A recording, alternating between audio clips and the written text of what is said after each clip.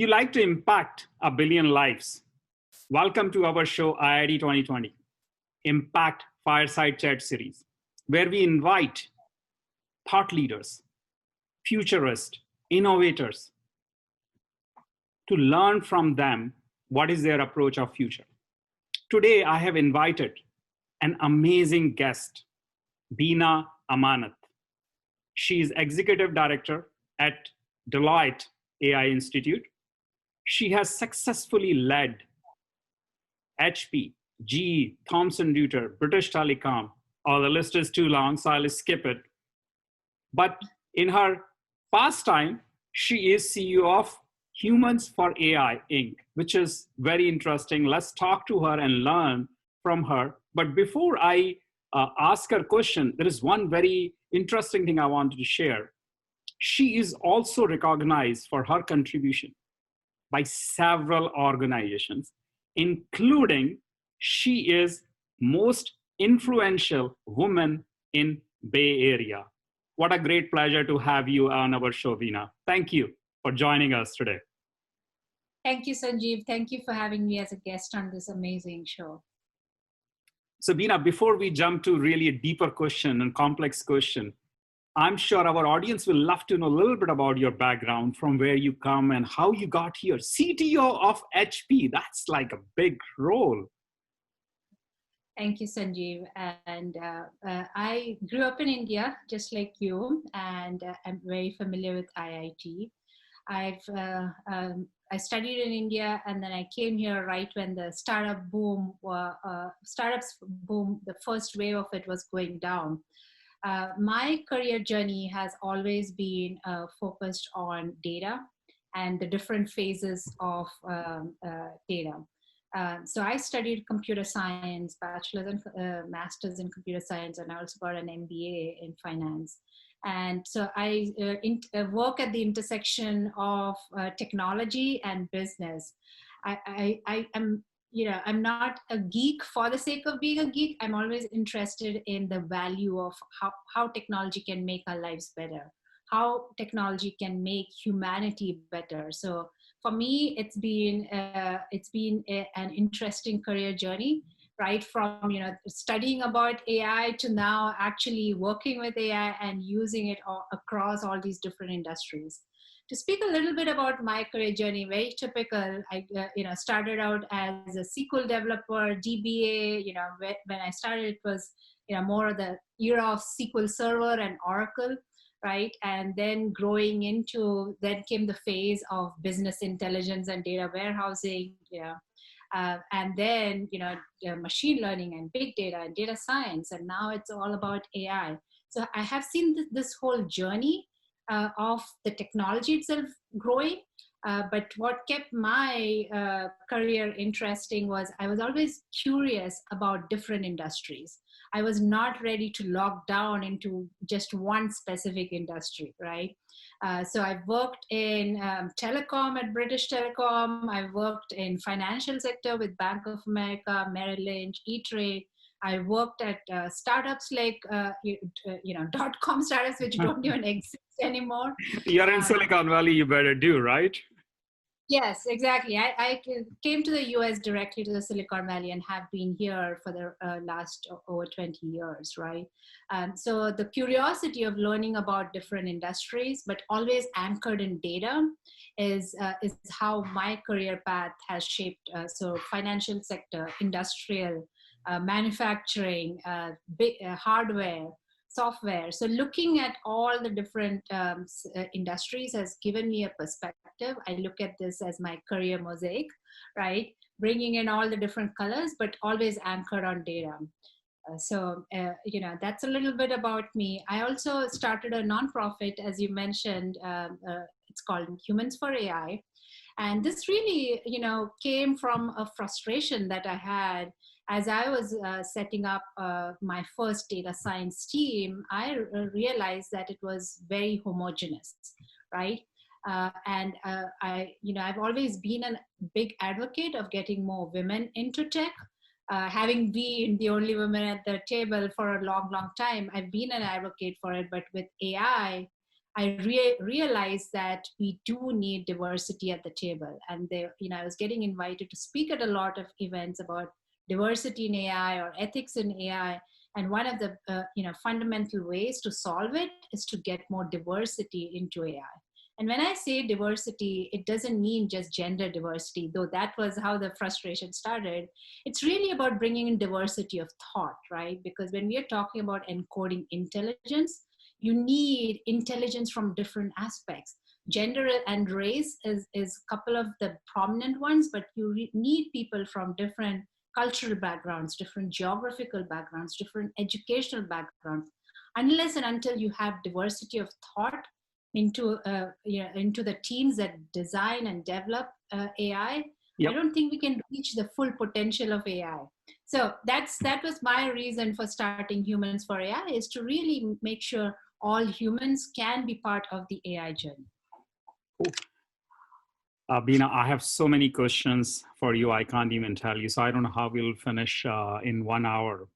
But before I jump to a lot of other questions, so one question which is constantly bothering me is, so you and me saw evolution of internet and its profound impact on humanity.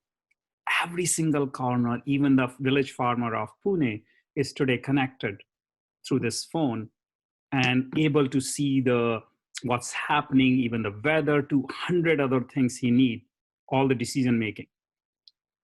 Now you and me are seeing evolution of AI, which is not new. We all know this whole concept of AI is around for a very long time, but today we have compute power and infrastructure to use that intelligence we had for longest time.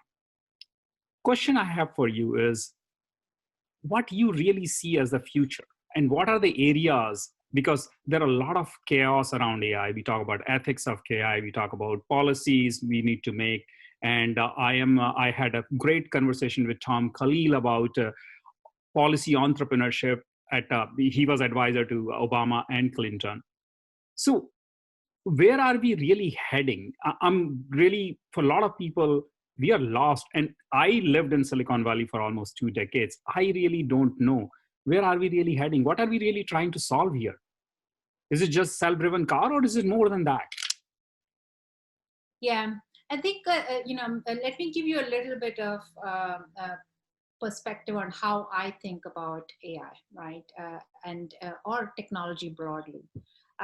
Think about it as 3 parallel streams of acceleration that's happening, and each one is accelerating at its own pace. There is the core technology, right? Whether it's the next wave of quantum or deep learning, the core technology is being developed in labs and academia, in think tanks right now. In parallel, there is a second one, which is really the applications of the technology.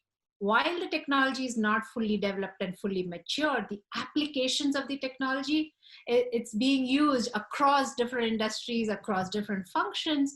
The applications of the technology, that's a second stream that's accelerating as well. And then there is a third one, which is really the consequences, right? Which is everything that you can, of applying a technology that is still not fully mature in real life. There are the consequences associated with it, whether it is thinking through the ethics aspect, the risks associated with it, the policies that's needed, right? We are living in this crazy but interesting time where we have a lot happening at the same time. AI is just at the forefront of it, but I think we've entered the era where from now on, you're going to see these 3 parallel streams: the core technology, the applications, and the consequences. And that's why you feel there's a lot of chaos and hype around it, which is in reality, it is happening because none of these streams are fully mature and each one is growing at a different pace. My vision for AI is really to think about AI as augmented intelligence. How do we as humans become better? How do we work better? How do we live better with AI? That phone that you just showed me, right? I mean, it has, to some extent, made our life easier. Now we misuse it, and then you have to worry about screen time and social media and all the other aspects of it. But honestly, I remember a time when I used to actually when I was growing up in India, you have to go and ask somebody for directions, right? The corner panwala to get to the right house or the right location. And then came, once internet, I used to print out the directions before I got into the car. Then came the GPS, right? And now, now there is, voice assisted systems that will just tell you the direction. So you don't have to memorize. But Sanjeev, I don't know about you, but I'm going to totally date myself. I remember a time when I used to memorize phone numbers, and I had a little phone book in which I had all my friends' names and their phone numbers, and then you had to worry about STD and ISD and all the different ways that you could how it would be charged, right? So I think there are a lot of good things that's come to us, right? Not remembering directions, not remembering phone numbers gives us time and space to think about other things. Once we reach the full potential of AI, think of AI as an arsenal in the human toolkit that we have, right? For us to help us focus on things that we want to do, on the creative side of things, on really the other aspect I think about is really helping us reach our true potential, right? Who knew? I mean, I cannot sing. I've tried, but I cannot sing. But maybe if some of these tasks can be automated, then I could potentially invest more time into learning singing, and it might be a whole new stream of singing voices because it doesn't match the traditional voice.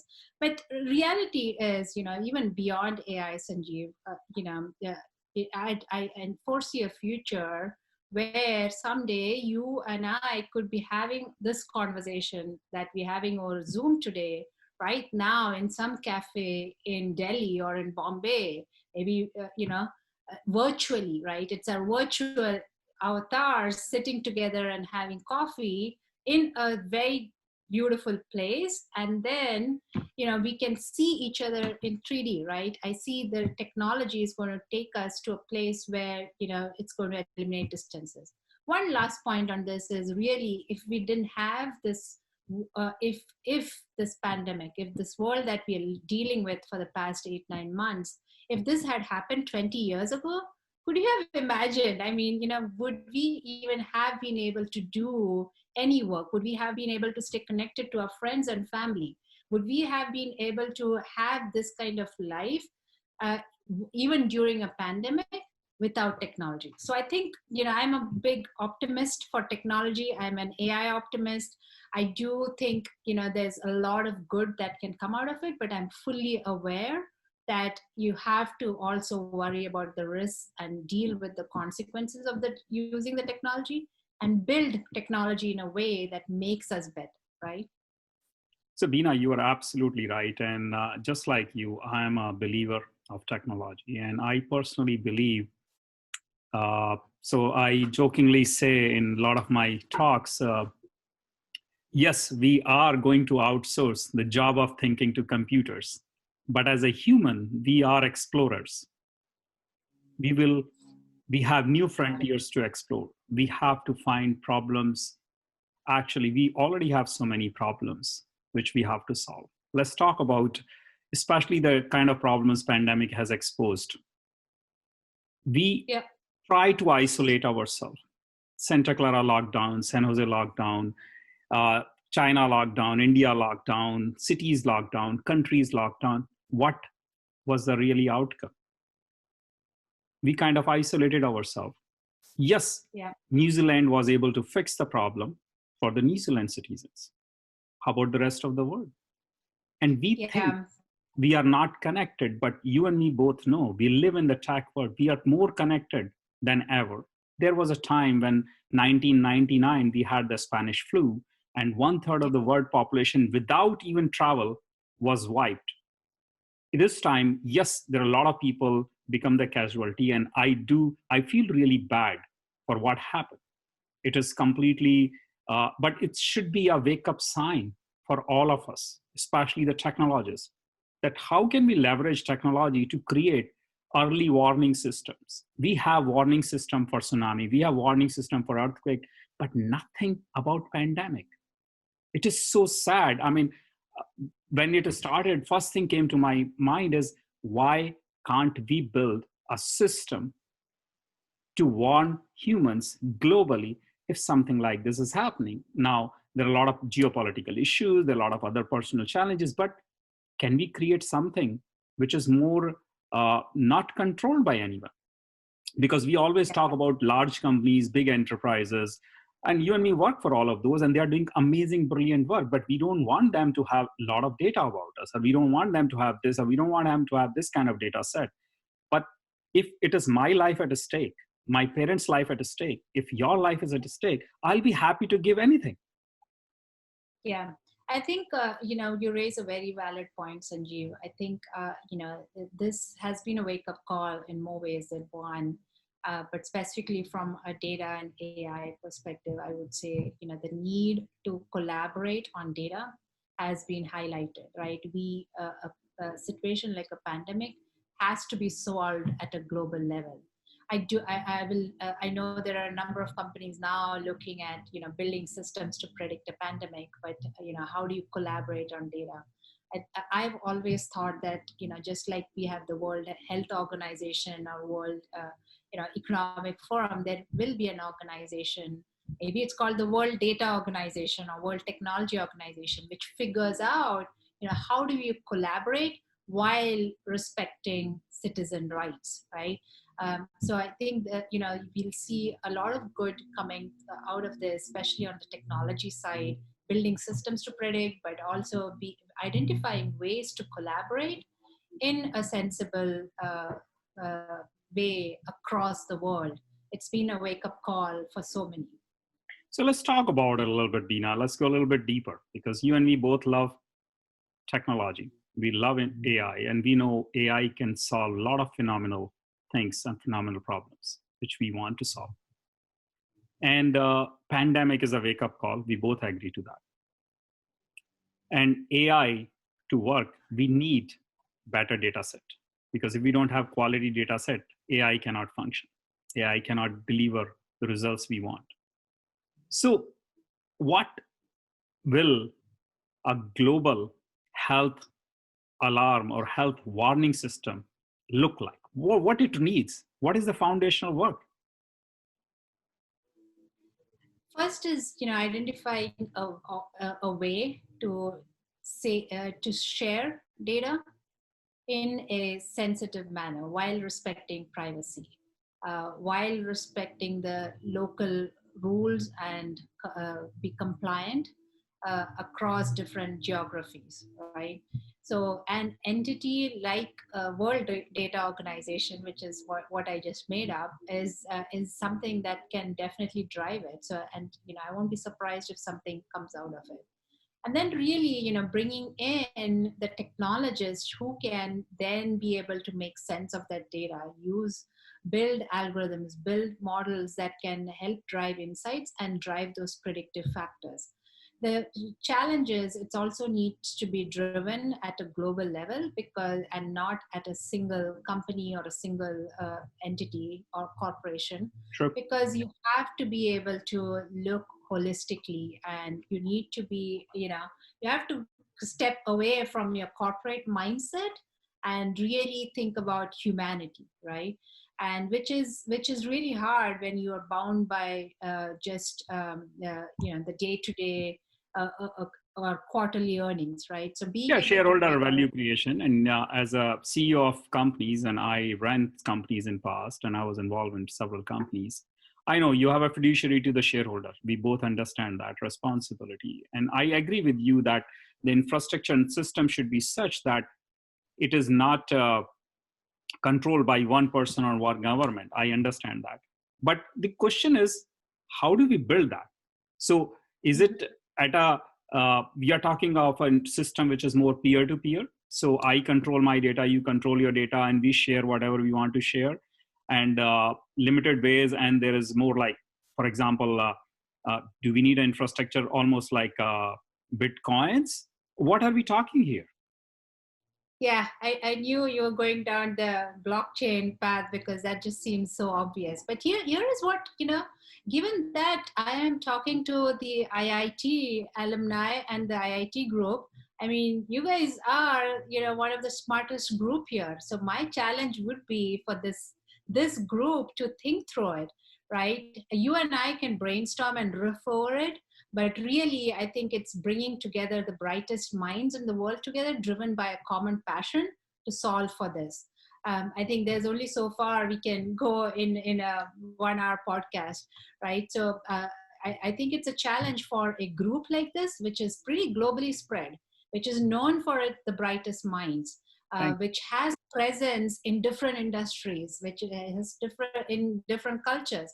How do you take a group like this and make that the mission to really solve for something big like this, which is impactful across all humanity? Completely agree with you, Beena. And you know what? It's funny. I have a question for you. Do you have a challenge for us? So you already gave me a challenge. You already gave me what am I supposed to tell my team and all the audience. But this is not just a challenge. This is an opportunity. And I had great conversation around the privacy of the data. In fact, I had wonderful conversation with a person named Chris Murray. Chris is a basic founder of IIT. I don't know if you know him or not. There is a book after him, One Doctor for 7 Billion Patients. He coined the term global burden of disease. Phenomenal guy. And we did some work with IIT, so I get to meet him and we had really wonderful conversation. Exactly what you are talking about is a global data initiative. So we definitely need global health data. Now we have to figure out a way how to do it, how to collaborate. Cool, that'll be a cool problem. I'm definitely going to bring it up in the conference and in all my talks going forward and asking people, because one thing I've learned, Beena, we cannot wait for people to solve our problems. Yeah, the only caveat I'll put in there is, as we start looking at this, is to bring in domain experts, make sure healthcare professionals are involved. Sometimes technologists, well, most times technologists think they can solve everything and start towards, rush towards building a solution without really bringing in the subject matter experts. And I think, getting a doctor or a healthcare professional who has that experience, who understands healthcare is super important, is to have those domain experts involved. So IIT will have to team up with some healthcare organization to get the most impact, and for it to be, to be mindful of the risks associated and mitigate those. When we ignore domain experts, we kind of, we don't know all the nuances. So I look forward to this group, coming back with some amazing solutions.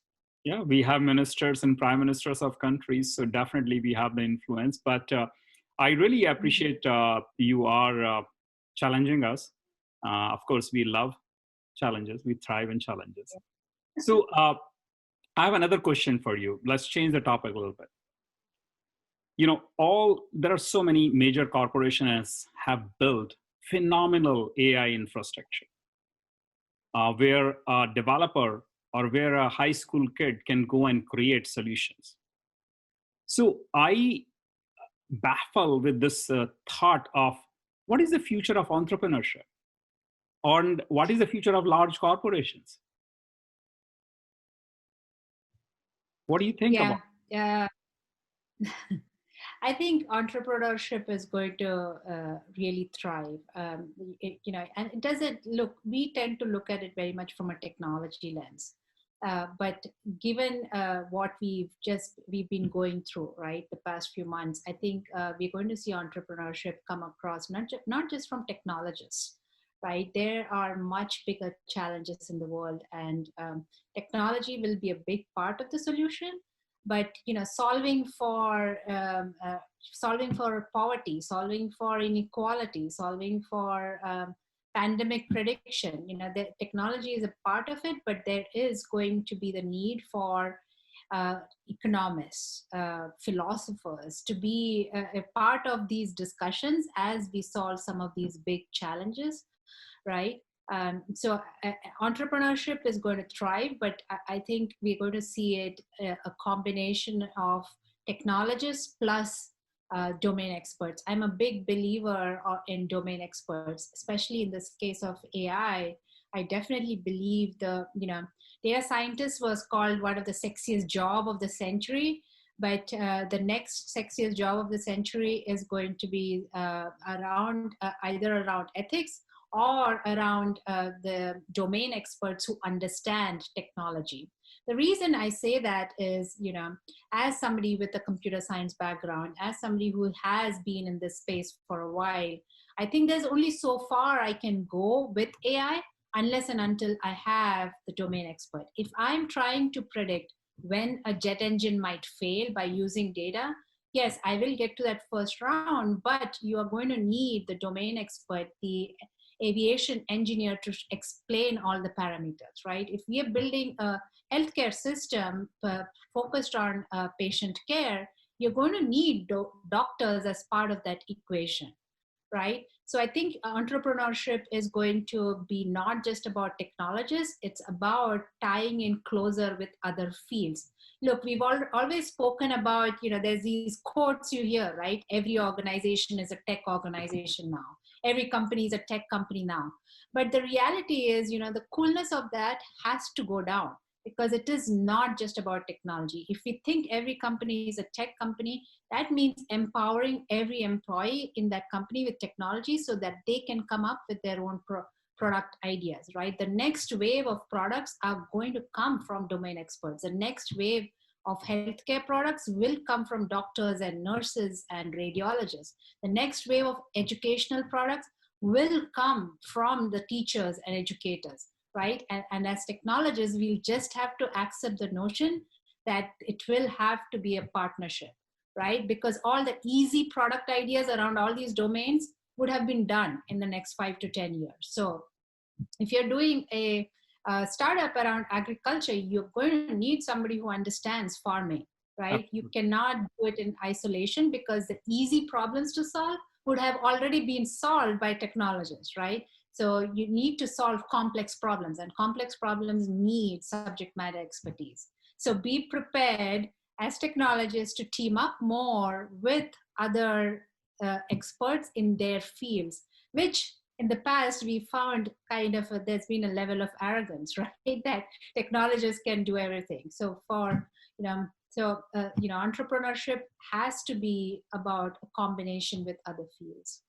No, absolutely, Beena. And domain expertise has always been a challenge. If you look at all the successful Silicon Valley companies, without domain expert, you can't build any of those. It's like we both know that it's a complex problem to solve. So no, I completely echo with you, and we need amazing, phenomenal domain expert to work and collaborate with us. In fact, one of the key statement when I'm talking to the people is the only way we can get out of the situation what we have in is when we collaborate and co-invent the future. Mm-hmm. The future is not going to be just you and me. Future require a lot more collaboration at every level. And that is the challenge we have today. In fact, we are working with 23 IITs in India today, figuring out a way how these 23 IITs can join hands and provide better research capabilities, not only to students, industry, as well as they collaborate and provide best education possible to their students. We have close to 100,000 students in IITs today. And just for your reference, which may be interesting for you, in IIT Delhi, we have 3,600 PhD students. IIT Delhi has changed from my time to now. Today, IIT Delhi become really, truly a research institution. I remember my days. I mean, it's just so different. And the conversation I have with the director there is phenomenal work IITs have done. So you are absolutely right.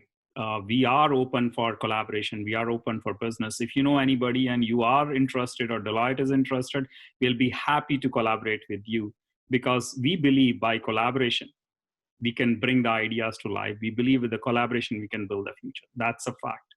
But coming back to some of the ideas, because 40% of our audience are entrepreneurs. So no matter what, Beena, we both know this world is built, especially America is built by entrepreneurs. If you look back the history of America, famous entrepreneurs built America. And I truly believe in American spirit. I truly believe this country America is going to lead the world even in future. So question I have for you is, where do you really see clear opportunities? Where do you see the areas where our audience can start thinking? Yeah. Problems, if you have any. Yeah. I'm sure you have too many of those. Yeah, I think we're also going to start seeing more of more around sustainability, climate change, solving for inequalities, solving for some of the largest problems we've faced throughout our lives, and there's been no solution for it. Whether it is poverty, and how do you drive equality across different diversity aspects? How do you solve for cancer? How do you make sure that we focus on wellness as opposed to illness, right? There has to be some systemic changes that need to be done, but there also needs to be more focus on driving advances in challenges which have been avoided so far because it's not an easy problem to solve, right? I think predicting for the pandemic is more well defined, and there's more urgency. But if you think about climate change and the challenges we're seeing around reducing carbon footprint, those are, there's no one solution to it, and I don't think it's been fully solved for. So looking beyond ourselves, looking at the larger human race and see what is plaguing us for forever. How do you solve for that? And it can be as simple as the challenges around your local traffic, to looking at cures for some illnesses which just don't exist.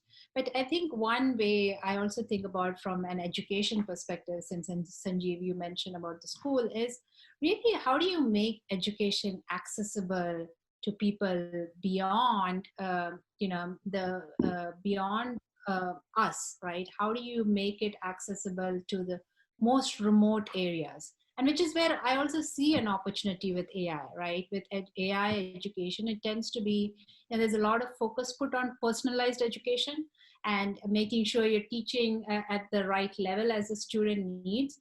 But I think there is an opportunity for us to make education accessible to really remote areas, right? Why should it matter which part of the world you're in? And the true power of it is maybe there is is an old woman, 80 years old, who has a solution for cancer in her head, but she just hasn't been equipped with the right language, the right framework, the right education to bring it to the fore, right? It's locked in her brain forever, right? So how do you make education accessible to all, which I do believe education is the basis for a lot of entrepreneurship, a lot of advances that will come to us, right? So for me, a big focus area beyond those larger problems I said is really making education accessible to every human being in the world, not just every child, but every human being. How do we make sure that the same level of access is available? Now, whether they take it and do something with it is different, but at least the basic education should be available to all. No, completely I agree with you. And education is one of my favorite. In fact, in terms of nonprofit, I mostly support education-based initiative because I truly believe we are product of our environment. I am here because I got phenomenal education. I believe my parents were very, very concerned about my education. They really pushed me hard. They really make me do things, of course, to get to this place. So completely agree with you. And access to education, access to infrastructure is always a very tricky thing. We both know that. But to expand the problem even bigger is what I find interesting is we are talking about hyper personalized ed on the ad server in the retail store. We are talking about hyper personalization and hyper localization of everything, but we haven't done that in education. So we have to rethink our education as a system completely. because our education is completely linear. We have to think, because learning is not linear. Learning is non-linear. Like in last 30, 45 minutes, I have learned so much.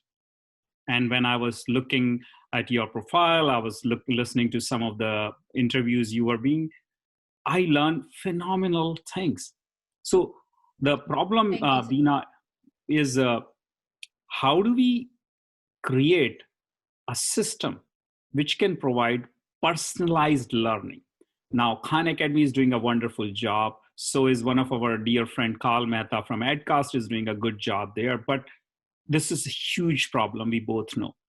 And that's where we need people like you to help us define those, at least some foundational work, some blueprints that, hey, let's start from these blueprints. This is the work has been already done. And let's lay it out and see, because it is going to be test and learn. There is no one size fit all. But we have to start on this journey. This is the conversation we are having on daily basis, from the UC chancellors to other universities in America too. As you know, a lot of IITians are in a very good position in different institutions here too. So yeah, and that's what I'm doing with Humans for AI. It's obviously focused on really AI literacy. So it's really because, I think there's a big push that everybody needs to know programming, everybody needs to know coding.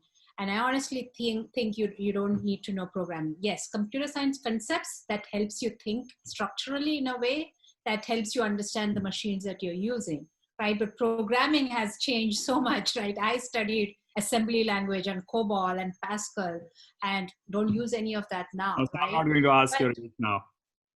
But AI is one of those, because it is so infused into everything that you do. I think AI literacy is basic need. I do think that needs to be done. And Humans for AI is really what we're trying to do is that, because we see the need for domain experts to be part of the product development and design process in the future, how do we make sure those are more diverse humans, right? We cannot expect everybody to go and get a PhD in machine learning and become a data scientist, but a data scientist does not produce products on their own. They're surrounded by data engineers, software engineers, testers, designers, QA, right? Project managers. If we can surround them with diversity, we can solve for the problem of getting more diversity into AI. And we're doing that through just providing basic AI literacy, right? With a focus on diverse humans. So I think, I started with AI because I'm really worried, right, about the lack of diversity in AI. And I do think our AI systems will not be robust unless we bring that in.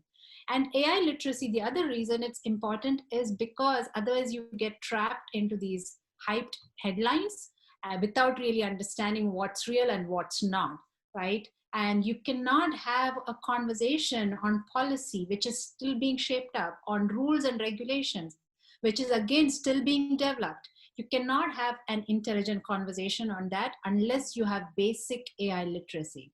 And I think there is a big opportunity for us because, as I said, all these streams are still developing. So the more human perspectives we can get into shaping these, I think there is an opportunity for us to shape it in a more robust way, in a more equal way, which is not just technologists shaping the rules and regulations around AI, or it's not just technologists and policymakers.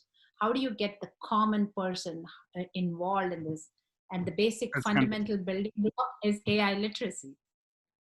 So how is it going on, and how can we participate in Humans for AI? Absolutely. So no, that would be great. I mean, we have a website called humansforai.com. We run a number of programs. We actually are working with IIT Bombay, but we have over here in the Bay Area, we have set up a foundation with UC Berkeley. And it's really, the idea is to give scholarships to women and underrepresented minorities to study AI or to study data science at the university, right? So you're not just struck by, the pool of applicants who come to you who may not be as diverse, right? So we want to do that with the universities across the world. We are doing a student program, which is really high school students teaching middle schoolers and elementary school students from remote areas, right? So where we have it's a group of high schoolers from the US who are teaching middle school and elementary school kids in Africa, right? So being able to tie that connection. And then we have another one which is really focused on, which was supposed to be physical meetups because to build out that local community, but targeted by profession, right? So AI for nurses, AI for radiologists, where we would take the basic concepts of AI and explain it in using examples from their field. So there are a number of ways, and if you have the ability, we would always appreciate donations, but your connections and to help us take this AI literacy across the globe would be a really big help. No, no, definitely. And I'm on the board of an organization called Word Women Foundation. I'll connect you with the president, Rupa Dash. She has done phenomenal work. I think she will be, you will really enjoy having a conversation with her. She is really working on the gender diversity and phenomenal work Word Women Foundation has done. You can look them up. And I'll be happy to support any way I can personally. This is great initiative. And I believe we should even think, Beena, to create curriculums for schools because we are talking a lot about colleges, training people and all. I think the literacy should happen in the formidable years, which is elementary school and middle school. And that kind of awareness, especially in Silicon Valley, we have. I think personally, people like you should see if you can find a way to provide that infrastructure to elementary and middle school. There is a desire to learn. I talk to so many kids. There is so much curiosity they have. You started your conversation with curiosity. Actually, you stole my thunder. That's my favorite question. What role curiosity has played in your life? You already answered that, but I'll ask again, a little differently. We both agree that curiosity has played a tremendous role in our life. But can it be taught? Yeah. That's a very interesting question. Yes, I think a lot of it falls on the infrastructure around the child, right? If he has to be taught from an early stage, right? The parents, the teachers, the peer network. A lot of it is just exposing to different experiences, and even as adults, we have to accept the notion of lifelong learning, right? And what drives lifelong learning can be because your job demands it, but a lot of times, the true success you see is when it's driven by curiosity. Let me find out more, let me read more. And we are going to, it's not so much as a demand right now, but I think it's going to be one of those aspects which is going to be crucial in the next 5 to 10 years. You're going to see the need for curiosity and lifelong learning intertwined to an extent where you will have to develop that muscle. I think a lot of it is also, look, we sit, I'm fully aware, we sit in a place of privilege, right? So we can engage on conversations like this. We can talk about curiosity. And that's why understanding and fixing those foundational problems where, your economic needs are taken care of, your healthcare needs are taken care of. You don't have to worry about food, putting food on the table or where your next paycheck is coming from, right? So not relevant to this audience, but really it is up to us to solve for those problems, to enable curiosity and lifelong learning across, beyond us, right? We have to be able to solve for that as technologists. Beena, I can't thank you enough for your time today and generosity and the thoughts you have shared with us. Before I do closing, is there anything you want to share, something keeps you up in the night? Yes, I think I spoke about this is, the lack of diversity in AI. I think, we're building AI, we are in a rush to build AI solutions and putting it out there and then learn on the run. I think there is a notion of build fast and fail fast and then learn. And unfortunately, when you scale it out in between those two steps, there is a bigger impact. So I think for us to think, really focus on that third aspect of the consequences, right?